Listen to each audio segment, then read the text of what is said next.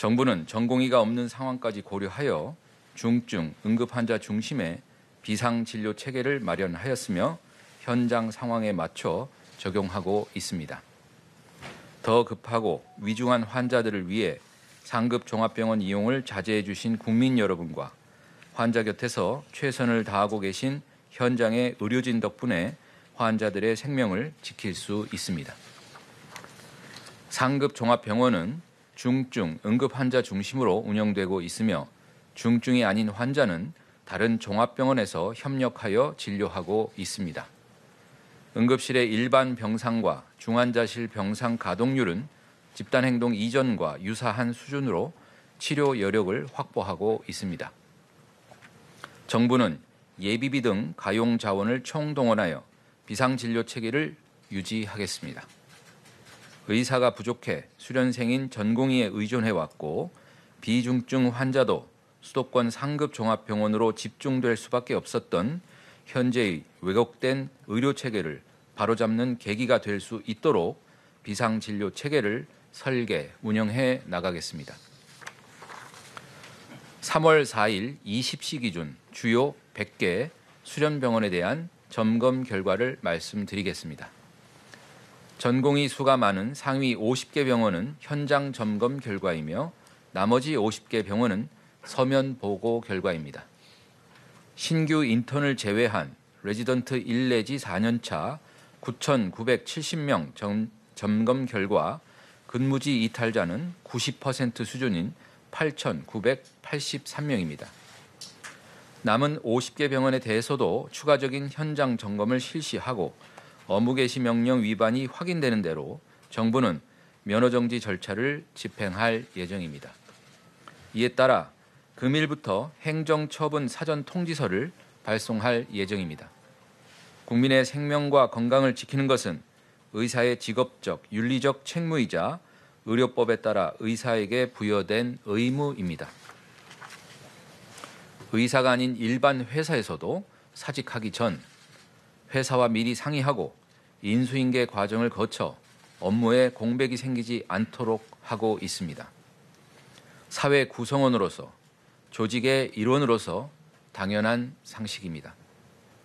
의사는 일반 직업인보다 더 많은 권한을 부여받은 만큼 더 많은 책무도 있습니다.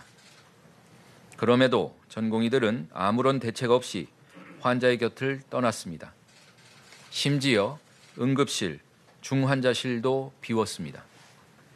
응급실, 중환자실 등은 공중의 생명과 신체의 안전에 위해가 생기지 않도록 필수적으로 진료가 유지되어야 합니다. 직업적, 윤리적 책임을 망각하고 법적 의무조차 지키지 않은 무책임한 행위는 용납할 수 없습니다. 헌법이 부여한 국가 제1의 책무는 국민의 생명과 안전을 보호하는 것입니다. 정부는 국민의 생명과 건강을 위협하는 일이 반복되지 않도록 법과 원칙에 따라 대응하겠습니다. 의대생 동맹 휴학도 교육부를 중심으로 계속 관리하고 있습니다. 3월 4일 기준 의대생 휴학 신청은 전체 의대 재학생 수의 28.7%인 5,401명으로 현재까지 동맹 휴학에 대한 허가는 한 건도 없음을 말씀드립니다. 다음으로 2025학년도 의과대학 정원 신청 결과를 말씀드리겠습니다. 교육부에서 2월 22일부터 3월 4일까지 2025학년도 의과대학 정원 신청을 받은 결과 총 40개 대학에서 3,401명의 증원을 신청하였습니다. 서울 소재 8개 대학 365명, 경기, 인천 소재 대학 5개 대학 565명으로 수도권 13개 대학은 총 930명의 증원을 신청하였습니다. 그 외 비수도권 27개 대학은 2,471명의 증원을 신청하였습니다.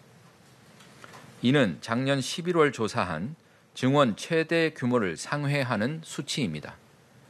작년 10월 27일에서 11월 9일까지 실시한 사전조사 결과는 최소 2,151명, 최대 2,847명이었습니다.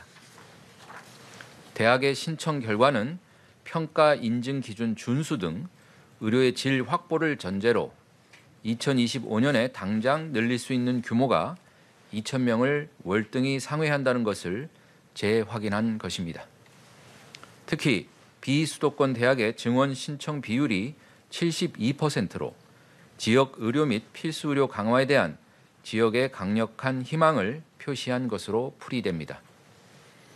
정부는 각 대학의 제출 수요와 교육 역량, 지역과 필수 의료 지원의 필요성, 소규모 의과대학의 교육 역량 강화 필요성 등을 종합적으로 고려하여 정원 배정 절차를 신속하게 마무리할 계획입니다.